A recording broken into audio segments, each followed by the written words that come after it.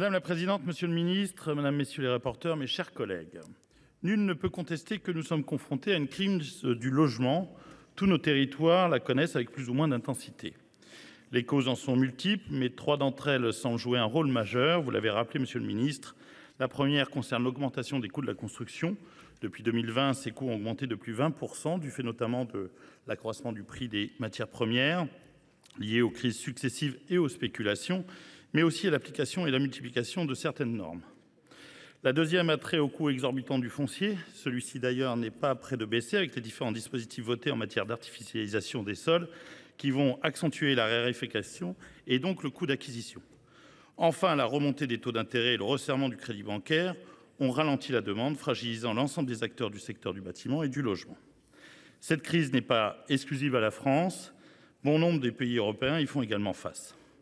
Parce qu'elle est issue de multiples facteurs dont certains sont des dynamiques économiques de fond, aucune loi ne saurait résoudre toutes les difficultés en matière de logement. Pour autant, la loi peut et doit faciliter la sortie de crise.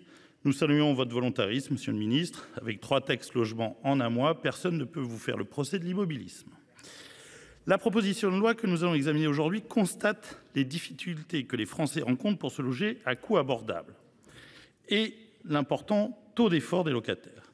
Ces difficultés proviendraient notamment de l'éviction du locatif d'habitation par le locatif touristique. Il convient de rappeler que derrière ces dénominations, nous observons des situations et statuts différents, résidence secondaire, résidence principale et autres. Il ne faut pas oublier que le locatif touristique représente un enjeu fort, que ce soit en termes d'animation et d'aménagement des territoires, afin de permettre une offre touristique satisfaisante et complémentaire aux chaînes professionnelles. Il est aussi un enjeu économique et financier pour les collectivités, mais aussi pour nos concitoyens. Si je partage l'objectif de la présente proposition de loi, je ne suis toutefois pas complètement convaincu que ce texte change fondamentalement la donne en matière de logement à coût abordable. Je crains à l'inverse que certains articles, s'ils étaient adoptés en l'état, ne viennent restreindre l'offre et mécaniquement augmenter les coûts de location. À ce titre, je souligne qu'une des populations ayant des besoins spécifiques en termes de mobilité, à savoir les jeunes, qu'ils soient étudiants, alternants, apprentis, stagiaires ou jeunes actifs, risque d'être la première à subir les conséquences d'une augmentation des coûts de location. Enfin, ce texte ne règle pas ce qui, à mon sens, représente le vrai problème de l'accès au logement, à savoir aujourd'hui la relation très déséquilibrée qui existe entre propriétaires et locataires. Ce rapport fait hésiter souvent les premiers à louer leurs biens aux seconds, ou si ce n'est au travers de conditions extrêmement contraignantes, excluant ainsi une population pourtant solvable. Il conviendra donc, pas dans ce texte, mais prochainement, de se pencher sur cette question et de s'attacher sérieusement à corriger la relation propriétaire-locataire sans pour autant redonner des droits excessifs aux premiers au détriment des seconds. Je souligne d'ailleurs qu'il n'est pas rare de constater aujourd'hui dans certaines communes un refus de location des biens disponibles sous prétexte d'un risque d'insolvabilité ou de dégradation, y compris des communes elles-mêmes.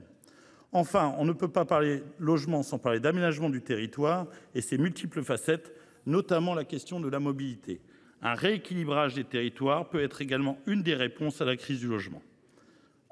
Si nous sommes évidemment favorables à l'augmentation des prérogatives données aux maires, il ne faudrait pas que ces derniers se retrouvent une fois de plus démunis face à des contentieux et dont les nouvelles obligations viendraient générer un surcoût pour leur collectivité.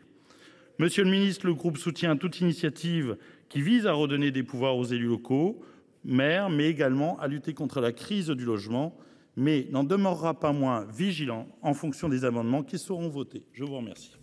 Merci, cher collègue.